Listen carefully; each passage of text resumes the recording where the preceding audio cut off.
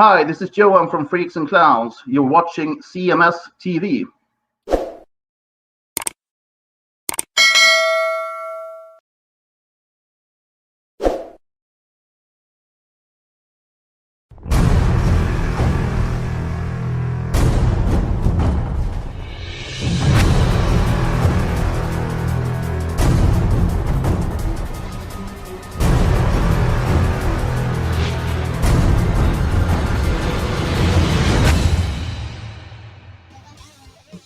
It's Mr. Biggs, Paul Gilbert, right there doing a cover version of The Man on the Silver Mountain. That one going out by request to Mark Russell. He said, how about some new release this week? Paul Gilbert, Man on a Silver Mountain. So that's for Mark Russell. That just goes to show you what that song really sounds like when a superior guitarist actually plays those riffs. So this is what you've been missing all these years. You thought, man, you know, this song is actually a good guitarist on it. A good guitarist that could play these leads, it might be a good song. Turn to quality. And I think Paul Gilbert nailed it. Yeah. So that's a superior what player. Silver Mountain sounds like when you have a superior guitarist playing those riffs. That's right. And let's face it, Paul Gilbert definitely a superior player. Right, of course. And then we heard Iron Maiden with Killers. That one going out to Out of Work Dale. So Out of Work Dale? Out of Work Dale. Somebody who caught the chopping block of the big corporate heads. It said, toodaloo, buckaroo. Well, hopefully you got a nice severance on the way out of work. Yeah, let's hope so, instead of a severed arm. Yeah, no shit. And let me see, make sure I mentioned everybody who did give us a request. Of course, my nephew Joel watching out in Arizona on the big screen, watching TV. Yeah. And I want to say hello to my nephew's daughter, Ava. Hello, Ava. She's watching, and I'm just like, holy shit, I didn't realize we had children watching. How old is Ava? I think she's like 10, 11. All right, I won't say anything. let me be that's why I'm asking right now before I get really vile. No, let's not get vile. Let's not get graphic. Hello, Ava. Thank you for watching. Well, she wanted to see her great uncle on TV. Well, there he is. So here I am in all my glory. Hi, Ava. Here I am. There you are. Yeah, that's the funniest thing. Her and her brother, they don't know what to make of me, especially during like Thanksgiving, get-togethers and stuff. Yeah. So she and Noah, they're always like, kind of like, that guy's kind of interesting, but I'm not sure if I want to get too close. Yeah, I get that from my brother's kids. My brother's kids are like, you're an interesting one, Uncle Chris, aren't you? Yeah, I am. Yeah, but I don't want to come within like 5 feet of you. Not so sure what's going on there. It's like, what's the best part about this? That you go home. Right. Yeah, exactly. That's great. Exactly. So anyway, the kids are watching tonight. Well, that's good. Yeah. Hi, kids. Hi, kids. Now let's talk brothels. Exactly. Exactly. All right. Hey, what happened to heavy metal? What does that mean? The Don Felder tune. Oh, we'll catch it next time, dude. Yeah, we got a couple more breaks, so we'll knock that out. Just because you didn't hear your request this break doesn't mean you won't hear your request in the next break. Yeah. Or the following one or whatever. I'll get to them. Trust me, I've been pretty good about doing that. Neely only plays one lame song per break, and that was mine. So that's it. All right. You got anything on your plate there that you want to talk about? I do, actually. Let me. I am always fascinated by this show, and I think you are too. I love the fact that this show, or I can't even address the fact that this show reaches the number and the amount of people that it does. Okay. I'm always blown away by that. And this is no exception. So we have a guy that's in our locals. I'm going to do a couple things from locals here. we have a guy named Eric that's in our locals, and he's from New York. So he just posted this a couple hours ago. This is going to crack you up, dude. Look at this. Our guy Eric from locals. It doesn't look any better. We'll go here. That doesn't look any better. I'm trying. None of them look better. All right. Let's try that one. Oh, they're all small. Fuck it. We'll go with that one. He yes found he collects magazines because he heard Scene magazine. That's Music's Bottom Line. Yeah. All right. He's in New York. Hey, where did he find that? I don't know. I didn't ask him yet. If you're listening, Eric, send a text or something or an email or something where you found this. But he said that he heard us and Bob, now Bandian, talking about Music's Bottom Line. Okay. So as one of the magazines that, we talk about over the years. Sure. And somehow he went and found it. Oh, well, he might have found it like on eBay or something. Yeah. Some trading thing. Somebody probably had some Music Bottom Lines or something. Yeah, but geez, Music's Bottom Line is available to be a collectible. I would have never guessed that. You know what? It's really weird. The hard rock and music fans, they just like collectible stuff. Yeah. So I mean, obviously the major publications like the Rip magazines or the Circus or the Creams or Metal Edge or whatever. I mean, I got a ton of that stuff. Sure. But I got a ton of Music Bottom Line because I had a minimal, part in some of that stuff, Yeah. not only contributing a little bit here and there, but also distributing it. Sure. And in fact, that's how I met you, was through association through Music's Bottom Line. And dude, this is so old. This is before you were involved. Oh yeah. Because here's the list of the writers, and you're not on it. Okay. Well, I didn't get involved till like 99, I think. Yeah. So this is probably like first episode. Well, it's season 1 verse issue 4. Okay. So man. And when would that have been? Well, I'm looking. I don't know. When did I start it? 96 or okay. I think. So that's a few years before I got involved. Yeah, because I went from 96 to 2001. So this would have been 96, I'm guessing. Yeah, because I was in it, near the end. I helped distribute it for the last 2 or 3 years. I mean, between your street team, myself, Chuck Myden, everybody, I picked it up from the printers a few times and dropped it off at your house where, everybody who was involved would stop by and pick up their portion and take it to their respective areas. But I used to cover the South Akron, North Canton area. I used to hit all the Quonset huts and the digital days and different places like that. So I used to distribute it around there.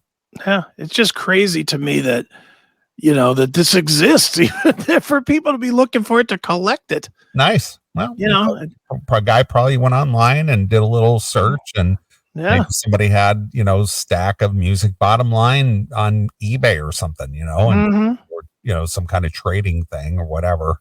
Right. It just I just saw it and I just was, and I'm looking at these names. I literally don't.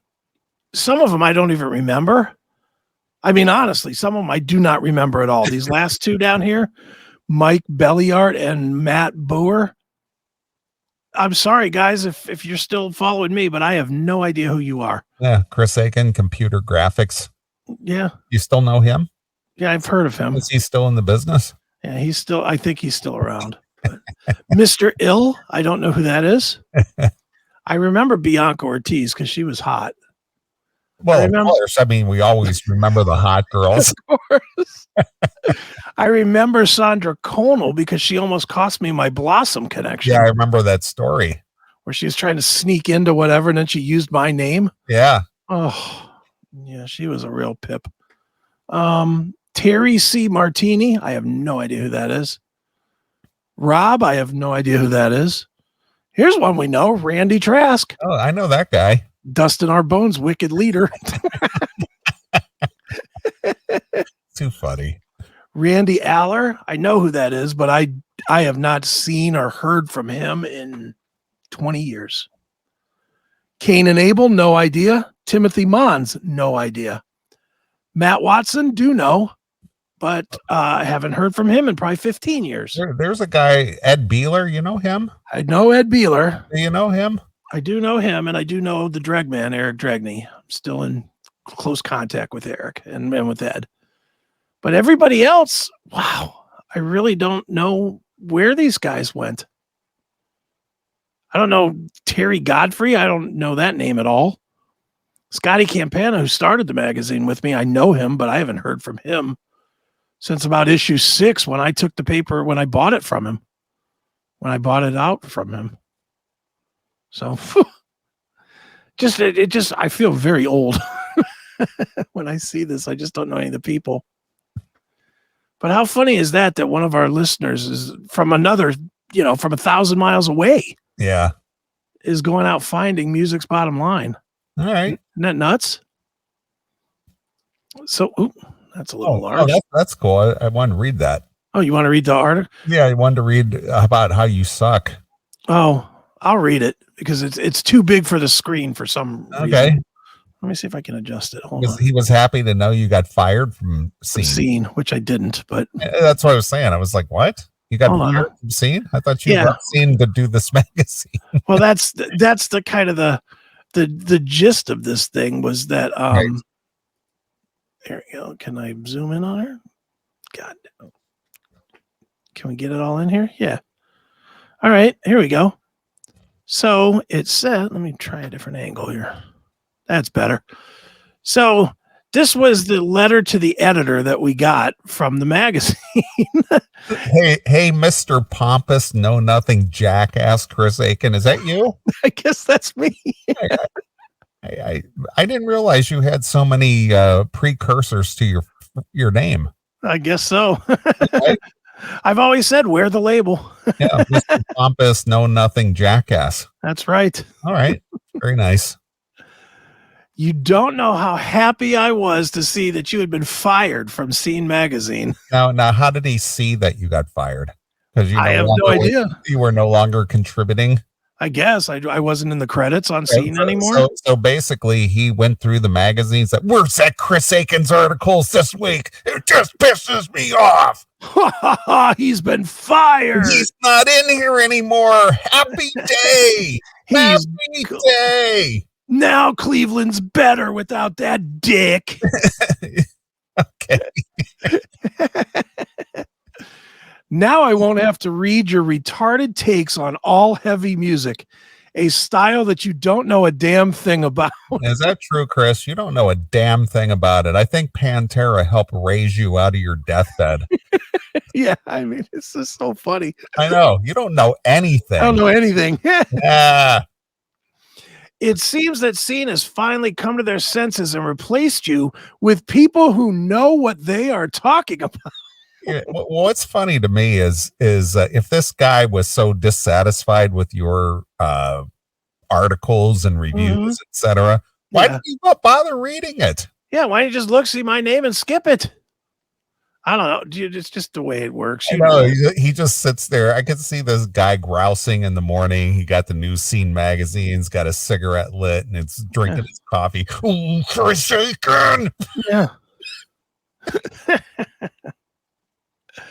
As for your ridiculous claim to be the local band's friend, I've constantly suffered through review after review where you ripped great bands apart simply because they weren't out on tour with Metallica. He suffered through it. He suffered through it.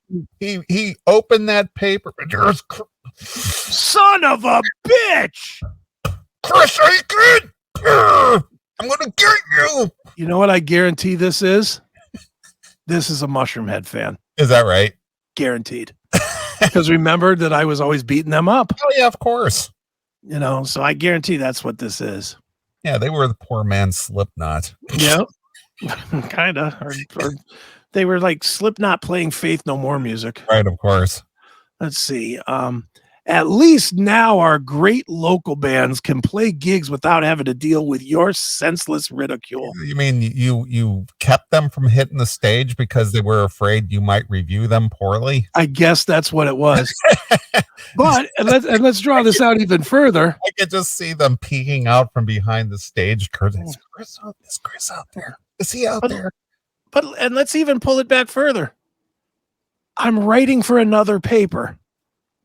So where are they saved from my ridiculous ridicule or whatever? Because he sent his email to your new paper. To the new paper that I write for. And you own. And I own. So how am I stopped from writing anything about bands? It's so stupid. You suck, asshole. I hope nobody reads your paper. Well, I know, Jerry, I had one reader. You, my friend. Thanks so much. I certainly never will. Except he did. I wish you nothing but the worst. Ooh. From Jerry Malicki. Yeah. You can malicky my nuts, Jerry. Yeah. And of course, in typical Chris Aiken fashion. Right? You responded. I, of course, responded. Oh, very good. Jerry, it's nice to know that they've installed computers and email accounts at the mental retardation facility you call home. Wow, look at that. Ouch. Not only do you come off as a moronic dickhead, but you're not even truthful in your letter. You said that you will never read Music's Bottom Line, yet at the same time you got the email address. I wonder how you got that if you haven't read the zine. And then it goes on, but that's all that he sent me. Just typical me, just going at him. I love it. Then you just switched gears and went to Facebook and had endless hours of arguing. Yes, on Facebook. I did. I was always willing to fight. I hope you broke that habit. I don't do it very often anymore. I'm rarely on Facebook, to be honest. Yeah. I got into a little one actually today, though, a little quibble. Just that's a minor bullshit, but I just posted, and I ain't gonna lie, I was 1,000% trolling all my liberal friends. Okay. And they, of course, took the bait. My friend Butto from what's the band that I like? God damn it. Why can't I think of the band name? It's one of my favorite bands. Last Crack. The singer of Last Crack, he took a shot. Roy Cathy took a shot. Because I posted, and like I said, I was 1,000% trolling. I posted how, I don't know if you saw this or not, but Kid Rock's tour, the No Snowflakes tour. Okay. Officially became the fastest tour to sell out in concert history. He sold out 30 shows in 1 hour. Nice. Good for him. On the No Snowflakes tour. And there's a guy who's self-financed. Yeah. So he'll be raking in quite a bit of the proceeds from this. Yep. But I put it out.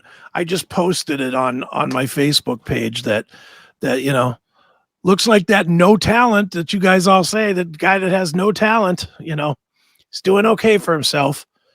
To which immediately I get people in there with, selling tickets doesn't mean talent. Well, it's talented enough to get people in the seats. It is. Yeah. So, and of course I was like, yeah, well, this no talent guy that plays every instrument on stage during his shows and, has written all these platinum songs and, platinum selling songs. And, I find to be entertaining, he's got some talent and, it's just like, okay, whatever. So then Roy Cathy popped in and was like, yeah, $100 tickets and $15 beers. And I hit him back. I said, well, I really think that's the fucking criminals at Live Nation, not Kid Rock. And then he's selling through Live Nation. Yeah, I guess he is. Yeah. Because again, I don't know. Yeah. I thought maybe a liberal shitbag company like Live Nation might boycott, a Kid Rock and he might be doing this on his own or something. Those guys only care about money. I know they do. I know. As Jericho Green always says, the only color they care about is green. Exactly. But it was just funny. He popped in and I did not take the shot. I just said, well, I think it's the creeps at Live Nation.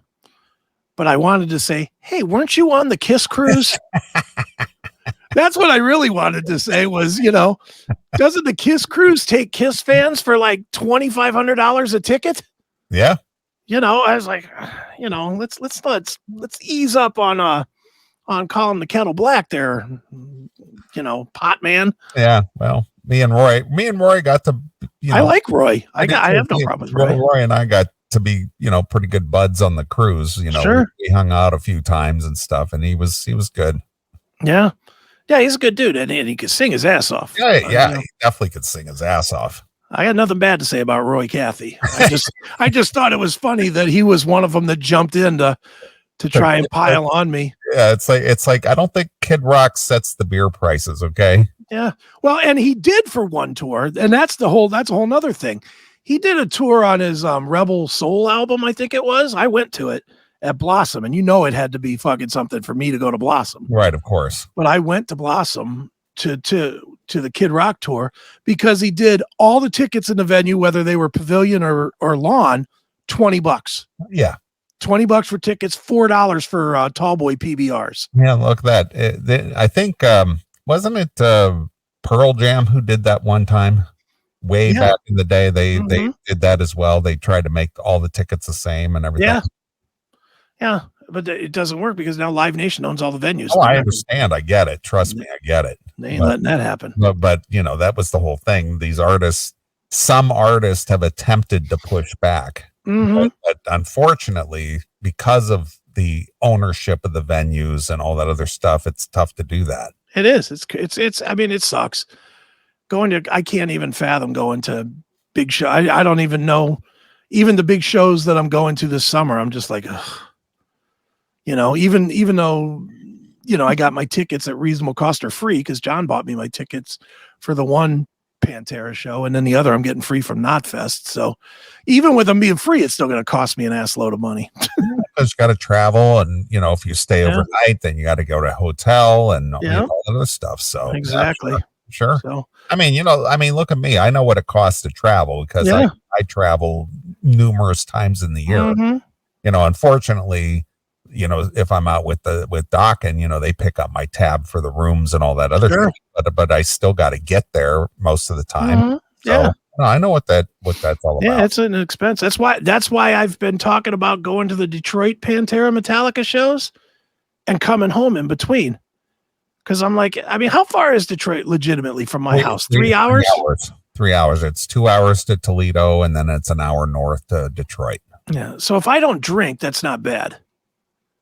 Really, if I don't drink. If you stop in Monroe, Michigan, just before you get to the Ohio line, give me a call and let me know you're low on gas. And then I'll buy you some snacks so you have something to eat on the way home. Yeah, I'll be at the gas. Neely, can you give me $10 of gas and a bag of chips, a bag of Funyuns? Can I put a bag of Funyuns on this too, Neely? Fucking Randy. Randy is a trip. He's the best. I'm telling you, every time, and this is no lie, and you fans will never understand this, even when we have Randy on and stuff, you never get the full picture.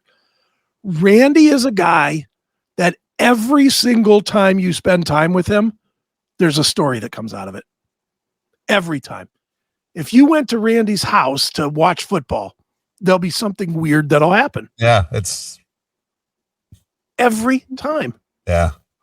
Dude, I think about it. Even when he was doing the show with you, when he was the Chris Aiken, you had to fire him because he was smoking pot on school grounds. Yeah. He was hitting his weed between breaks. Yeah. You'd go to here. You'd go to commercial. He's out by his truck getting high. And then he'd come in all baked. You'd be like, right here. Oh, classic metal show. fucking Randy. Yep. All right, well, here's another one from Locals. I'm sharing another Locals thing. All right. Here. Pull this back up here. So, I don't know if I can make this bigger. Nope, can't make this one bigger. This goes from Henry Lee Summer in the Locals chat. Okay. Or not the Locals chat, but the Locals page. Right. I was listening to the Signals from Mars podcast, episode 335. That's our friend Victor. Okay. Victor Today, Ruiz. Yeah, Victor Ruiz. Okay. And Victor said that he heard a story from several opening bands that when it comes to opening for Anthrax, the band Anthrax will have a roadie tape off parts of the stage where the openers can and cannot stand, and are instructed not to look at the members of Anthrax in the face or eyes. Could this be true? I thought they were down-to-earth New York guys. Isn't Scott Ian the type of guy that if he sees a kid on the streets, he'll go share his sandwich and beer with him? Well, Henry, I'm not going to play the clip, but I'm just going to say the answer, no. He's not that kind of guy. No. He's kind of a standoffish dick. Very arrogant. Very arrogant. Very arrogant. Can you pull up the ID? Yes. Play up the ID. Pull that ID up so that you can hear the amount of energy that he gave to, the amount of effort that he put forward for us. And this is by no means are we judging it off of this ID, but it's just a good example of how this guy is. Right. Hey, this is Scott Ian from Anthrax, and you're listening to the Classic Metal Show. And there is a story behind that.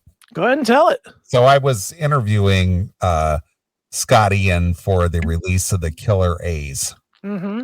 And it was the first time I had Scott on the show. And if I didn't have an ID, I always try to get an ID from the guest. Sure. And I told him, I said, hey, could I get an ID from you for the show? I said, you can just mention the show. You can mention who you are, your band. You can ad lib anything in there you want, blah, blah, Right. blah. I just play it straight. What's the name of the show again? It's the Classic Metal Show, Scott. Okay. And that's what I got from him right there. Thanks. Hey, this is Scott Ian from Anthrax, and you're listening to the Classic Metal Show. And that was it. Yeah. At least Charlie Benanti in his says something like turn it up or crank it up or something. Exactly. So, I told him, I said, you can just ad lib it, have fun with it. I just do it straight.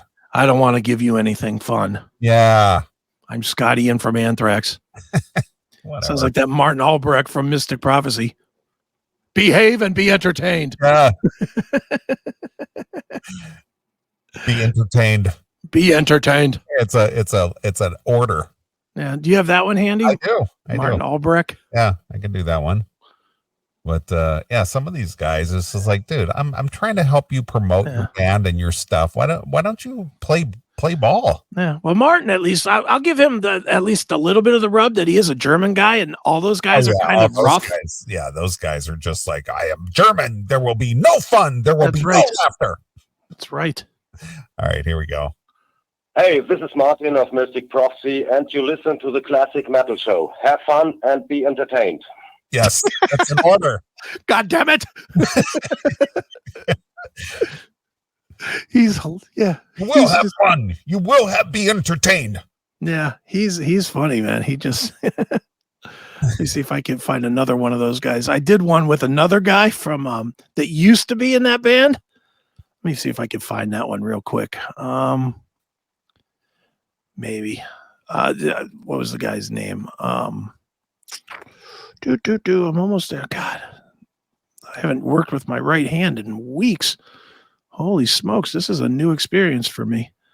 Oh, where's that? Freaks and Clowns. Yeah, when your right hand gets to be stronger, it'll be just like a new woman. Yes, it will be, and it'll get worn out like a new woman too. I've missed you, right hand. I have. Welcome back to my penis. All right, check out this guy from Freaks and Clowns, another German guy. All right. This is Johan from Freaks and Clowns. You're watching CMS TV. That's that. That's it. That's right. Is that enough? Too funny. I love it. So good. See, even your friend Phil, as big as a rough and tumble guy as he is, and you know, Mr. Hardcore Metal guy, Sure. he still has fun with his ideas. Sure. This is Philip H. Anselmo, and believe it or not, you're listening to the Classic Metal Show. Rock on. See? All right. Yeah. There's a gruff guy who just like it seemed to enjoy it. Yeah. Let me find another good. Where's Lee Aaron? Have you seen this Lee Aaron one? Yeah, I saw it. She actually looked pretty decent. She looks good, but then she comes and licks the screen. That's pretty fucking funny. I saw her and I thought, oh, well, she looks like she's cleaned up her act a little bit, because I think when I interviewed her, a while back, I think she just had a baby or something, or she still kind of had the baby weight on her. You know, she's like, oh, this is Eddie Trunk's favorite, the Metal Queen. That was Lee Scarin. Oh, that's true. You got Lee Scarin, I got Lee Aaron. Right. Yeah, but check this one out. She does the idea. You talk about having fun. She does the idea, and then she comes at the screen to lick the screen. It's fucking hilarious. Watch this. Everybody, this is Lee Aaron, and you're watching CMS TV. Perfect. Yeah, she looks a lot better than, because I think she was like wearing glasses and kind of had the librarian thing going on. Well, she had that album where she did that look too, right? Didn't she? It's like, what's going on here? She actually looks hot. Yeah, she looks pretty good now. Want to see that again? Yeah. Hey, everybody, this is Lee Aaron, and you're watching CMS TV. Perfect. And plus I think she got her teeth done. Yeah, good for her. Yeah, she's cleaned up her act for a middle-aged chick. She has. Yeah, she has. Dude, I love going through these ideas sometimes and just finding stuff. You know, I'm gonna share one more. All right. And this is not even really an ID, but it's still one of my. It might be my favorite thing that I've done since we started doing TV. All right. This one. The Classic Metal Show. That sounds very familiar. Very suspicious. Very Predator-like. Anyway, Chris Hansen here of Hansen versus Predators, and to catch a Predator. Oh, no. That one locked up on you? I'm going to play it again. Fuck you. You are definitely. Yeah, you like that one. You got, I see you brought some cookies and some hard lemonade. Very Predator-like. Try this again. The Classic Metal Show. That sounds very familiar. Very suspicious. Very Predator-like. Anyway, Chris Hansen here of Hansen versus Predators, and to catch a Predator, I'm going to need everybody to have a seat because I've been going through some transcripts in a recent Predator case involving teachers. And I just need you to know that I'll be submitting those cases to Judge Aiken for a ruling. All right? So in the meantime, behave yourselves, and remember, I'll be watching. Oh, and hail and kill. All right, take care. Judge Aiken. That might be the best $50 I've ever spent. That's the funniest one, though. But so goddamn funny. That the whole Judge Aiken thing. I mean, we haven't done any in a while. I mean, we got stories that are stacked up, so we need to do that at some point. But regardless of that was such a brilliant move. It was to become Judge Aiken. Oh man, so good, just so ridiculous. I just am thrilled with. I'm totally thrilled with that ID. Yeah, that's funny. And then because with Cameo you can't really send a bunch of information, so you only get to send like a tweet's worth of information, like 200, 300 characters, something like that. So to get him to get Judge Aiken right and Hail and Kill into the one thing was astounding that it happened, and it happened right. But oh man, I just remember when I got that, I was like, I couldn't wait to show it to you. I see you brought a box of condoms and some tea and some moon pies. Right. What was your intention when you walked up to this house? Boy, Lee Aaron getting some good love here. Yeah, she does look good. Mm-hmm. Phil Lewis. She looks hotter than she was in 84. I agree with that as well. There you go. All right, Lee Aaron. I don't go out with older chicks, but I might ask her out. Mm-hmm. She'll be like, sorry, I'm dating my drummer. Or she's married to her drummer. She's married to her drummer. Right. Yeah, she's cleaned her act up. That's for sure. Yeah, she definitely has. Mm-mm. So, well, good on her. Yeah. All right, you want one more? One more of from the locals page? All right. This is actually from. Well, I like this because now you're showing the importance of the locals page and how the fans can get involved in the fact that you actually monitor this stuff. I do. I communicate with the fans all the time in locals, you know, and we talk about different stuff and we play different stuff. And